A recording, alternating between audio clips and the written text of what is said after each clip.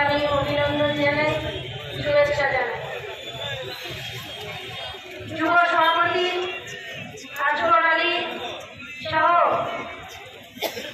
যে সমস্ত নেতৃত্বরা আজকে এই মিছিলে পা মিলিয়েছেন তাদের সকলকে আমি আন্তরিকভাবে অভিনন্দন শুভেচ্ছা জানাই।